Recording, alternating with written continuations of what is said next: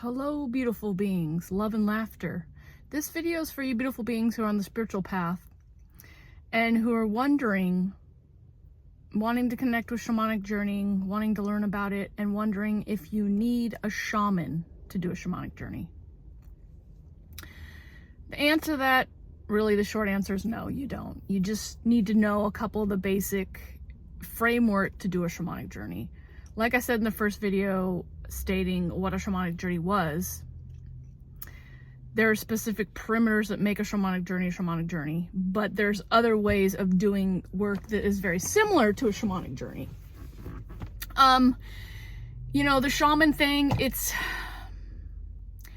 there's some tribal shamans still available around in the world, like in Peru and the Amazon, and probably other parts of the world. There's shamans that are still taking people through like ayahuasca retreats in the jungle or in the forest. There's probably tribes around the world that still have shamans do their work for the tribal people. That's really where it stemmed from. A lot of cultures all around the world had one person who was set up to help people with their shamanic journeying and the healing that they brought and the insight they brought from the other realms. But there's also been in the goddess culture pretty heavily, like I'm talking going back to Neanderthal dates, like shamanic energies, shamanism, shamans. The idea and energy of that has been around since the dawn of time. They come in all sorts of different flavors, colors, and images. The ones I worked with were not as formal. But again, like I said, there's some in Peru, there's some in the Amazon, still, very tribal and whatnot, taking people through a process, helping people deal with energies between two realms. I know that some of the priestesses a long time ago would help people with the spirit realms as well. A lot of female energy with shamanism is just the idea of women and having very creative energy, being very intuitive and connected to the spirit realm. So naturally, there's a lot of feminine energy that will say that your inner shaman or shamaness, is energy that is in everybody to awaken, to connect with, if you feel called to. And so, no, you do not need a shaman to do a shamanic journey, although you could. You can be a shaman if you want to. Dang it. Let me see if I can get the lights on in here. I'm in the car, as you can see. Well, maybe I'll just roll with it. So there's all varieties of it. I know we get this stigma of shamanism with Native Americans or indigenous people, which is true. It's very connected to the primal energy of connecting with our elements and source, and animals being spirit guides and using like raw hides for clothes and drums, and work with bones and animal products for art and making rattles and stuff like that. That stuff is still very much alive. But the degree of it to where people think that connecting with shamanism is a form of cultural appropriation. But shamanism is not just associated with indigenous or Native American people. It's Greece, all over in Middle East. If you do your reading and your research, you will find that almost every culture have energy pointing towards shamanism, connecting with the spirit realm, doing energy work in the spirit realm, doing dream work, doing rituals and spells to connect with our ancestors. This is, soul retrieval work. When you have a healer go into the energy realm and clear your chakras, these are all forms of energetic healing and connection that can be related to shamanism. But some of it isn't called shamanism, some of it is. And so really it's just this primal idea of connecting with our natural instincts, of connecting with the spirit realm, the unseen world, and doing energy work there or seeking to get answers. It's tapping into that inner wisdom into the other realms. And so when we can start to look at it and take down some of those barriers and not make it so scary, it's a really beautiful tool to use. I know I probably spent a good time pushing shamanic journeying and shamanism, even associating myself with a shaman, because I was rooted in probably some fear around a cultural appropriation. I have Native American roots, but I've been not really steeped in my culture. And so I learned a lot of my Native American energy and work and shamanism from non-Native people. But it's been a body of work that has been so powerful and potent to me that coming back to it, I see now that I can't hide from it. I don't want to hide from it. I don't want to run from it. I want to own it. I want to use it. I want to help people with it. Some people will go to shamans to have them go into the realm, the spirit realm for them and do the work. Me, I want to take people through the process of doing their own shamanic journey, doing their own empowerment and liberation of going into the spirit realms and doing work to heal their self. That's really where it's at for me. I've tried to do it for a couple people, and I've done a couple soul retrievals with a gal that taught me how to do it, and I did a couple by myself, and it can be fun, but I really like having a group of people that does a shamanic journey, and then we all talk about it, and then we all do that like consistently. I want to get a group going once a month, and I already started making it in Facebook. So if you're interested, go ahead and comment below and I'll see about getting you the link. I know there's one other gal who mentioned it, and I got to get her the link. But it's empowering, especially for us women now on Earth, to own that primal, wild, imaginative, creative, intuitive energy to heal our lives, to create a better world for ourselves. And that's what you can do with shamanism. If you commit to it and you see the magic of it, doing it consistently, making it a consistent practice, you see so many huge benefits. And then you find more of a balance between physical reality and the invisible world. You connect with it differently. You bring in the energies of both, and it's like really an idea of this that I really connected with was the idea of a hedge witch. A hedge witch is a witch who walks with one foot in the spirit realm and one foot in physical reality. And that's the idea of the shamanic journey, connecting to that energy. And there are other names for shamans and doing shamanic journeys. Like I know there's shamans, shamanism, then there's like people say witch doctor, or sometimes even the medicine men and medicine women are associated with being shamanistic. Let's see, what are some of the words that I've heard?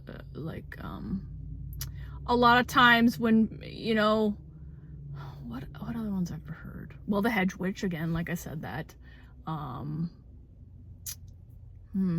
Well, none of them are sticking out right now, but those are a couple of them. Like the witch doctor is pretty common. And the shaman, shamaness. I start seeing a lot of priestess women, a lot of feminine leaders who are empowering women in their femininity. They start using the word as like a shamaness or a shamanic or shamatress. I mean, all sorts of, it's just, the root energy of shaman is, walking between the two worlds. And at one point, there was a lot of people who had one person to do it. And then there's other cultures where it was, a gift for just women, or other cultures, there's probably just several people who felt called to it or wanted to learn the skill. And then when you needed help, you went to those people because they were cultured and learned on how to navigate the realms, and they know how to set up the journeys, that's what they would do the work in. The shamanic journey is where you go in and do the work, the energy work. If you were in a tribe and you went to the town shaman, they would do some form of going into a shamanic journey and seeking answers from spirit on somebody's ailment, or these animals that are dying, or asking spirit for rain, or anything like that. Any problems in the tribe, they would go seek answers in the spirit realm. And so that's, you know, what the priestesses and medicine women did too, is they were sources of intuitive psychic power, and so they would connect into those spirit realms, and they would provide people with feedback, or they would give them premonitions or information to move through their daily life. You know, it's a lot like using astrology as well. Somebody who can read the energies of the stars will help guide you in your life, help you maneuver around certain energies or make better choices. It's a tool like that to help you live a better life.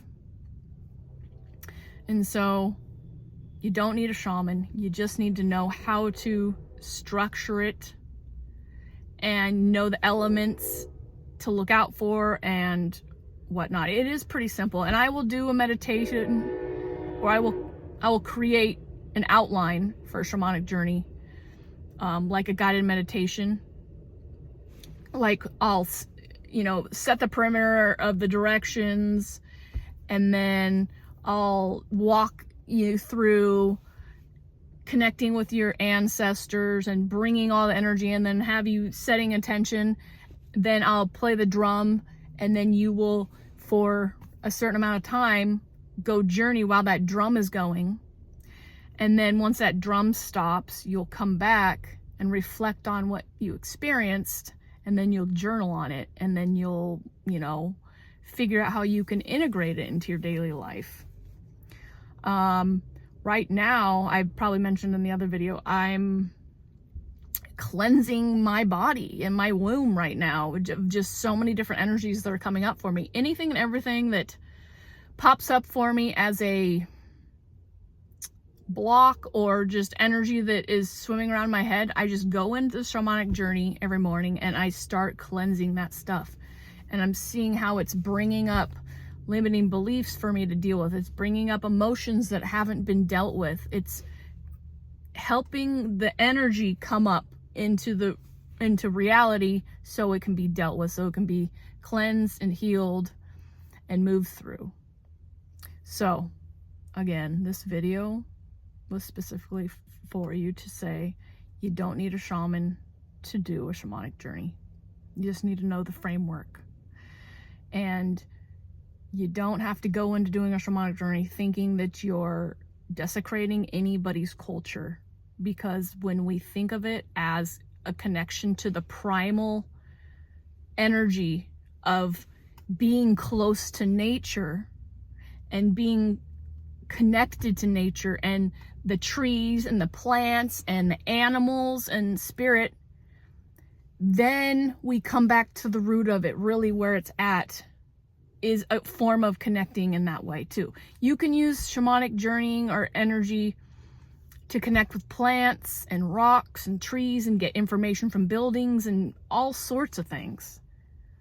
You know, it's just another form, you know, of divination or psychic abilities, or using your intuition, creative intuitive arts. I mean, you know, it's very similar. It's just packaged up differently and whatnot. So I think it is definitely my time to share this work. It's scared me to do that, again, like I said, because of probably why a lot of people are, you know, have a block up or say, I don't want to go there because I don't want to disrespect anybody's culture. And I get that. I don't either. You know, there's a lot of beautiful cultures out there, and, you know, some of it's blended in with other cultures and some of it isn't. But, you know, it's all about respect, and we respect our elders and, you know, different cultures. But shamanism is everywhere. Wherever any person had to learn to live off the land. You know, like I said, Neanderthals, there's cave paintings of, you know, goddesses and gods and like how they worshipped and wrote, you know, experienced things on walls. And there's a lot of research dating back to like the dawn of time of people using shamanism. It's just a natural ability to connect with the spirit realm and bring back information and manipulate energy and come back and use it in the physical realm to clear things up, to heal things. You know, it's like if you paid somebody to do a cord cutting, or if you paid somebody to do a soul retrieval, or if you paid somebody to go on the Akashic records for you. You can have people do it, or you can do it for yourself. Some people prefer to have it done by others. Some people prefer to have it done do it themselves. Or, you know, in groups, if you have a monthly Shamanic Journey class, we could do it with each other. I always wanted to like do like a group Shamanic Journey where we all met in like one specific place and see what unfolded. I mean, there's so many fun, creative things that we can do with it. So it's really about opening up that imagination and using it as healing, using it as an empowerment tool, and using it to enrich your life. When you have a problem in life, you can go there into non-ordinary reality, into the spirit realm, and you can ask for help with it. That's powerful. All right, beautiful beings. Tanya Rainbow Horse here. I thank you so much for showing up. And if you got any questions about this, go ahead and put it in the comments down below. We can open up the conversation. If you want to be considered for a monthly Shamanic Journey group, I'm going to do a Facebook group, a private one. Put your information down below and let me know. If you like this video, give it a like. If you like my channel, go ahead and subscribe. If not, that's cool too. Otherwise, until the next video, love and laughter. Come on.